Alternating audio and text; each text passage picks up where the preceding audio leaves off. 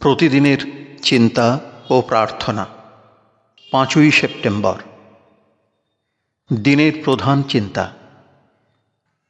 যে জন আত্মজয়ী, তাহাকে কেহই পরাভূত করিতে পারে না। মুখস্থ করা যায়। বিষণ্ণ হইয়া ভাবিলাম আমি, হারাইয়াছি মোর জীবনের অনেক সুযোগ। আহা, তুমি প্রভু, ক্ষমাশীল স্বর্গের দেবতা, ডাকিলে আমারে আবার করিতে গান তোমারই সম্মুখে।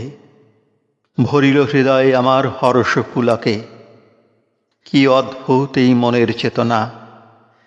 জানিত না সে যে তোমারই কণ্ঠস্বর গাহিল আমার গান, তোমারই সঙ্গীত আবার রাখিল তাহার সুর আর তাল। উপদেশ। স্বার্থান্বেষণই আমাদের সকল দুঃখের মূল। স্বার্থপরতায় আমাদের অস্থির ও স্বার্থ সিদ্ধি লাভে চিন্তাশীল করে। সেজন সত্যই ভগবান, যে নানা রকম বিপত্তি ও প্রতিকূল অবস্থার মধ্যেও নিজে স্থির হইয়া থাকিতে পারে। সে সত্যই নিজের এবং অন্যের উপকার করে।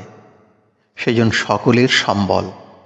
সুষ্ঠুভাবে জীবনযাপন করিতে শিখিয়ায় আমরা স্থিরতা রক্ষা করি।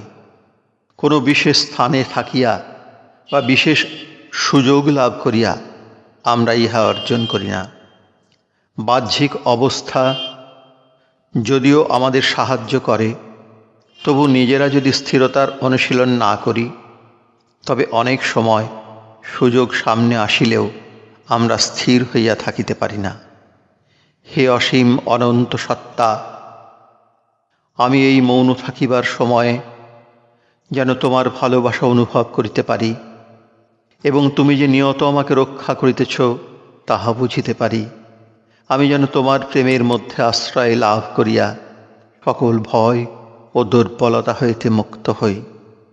নিদ্রায় জাগরণে সর্বদাই যেন আমি তোমার আবির্ভাব অনুভব করি, এবং সেই অনুভূতি যেন আমার ভিতরের সকল স্বার্থের আকর্ষণ ও আত্মম্ভরিতা নাশ করে।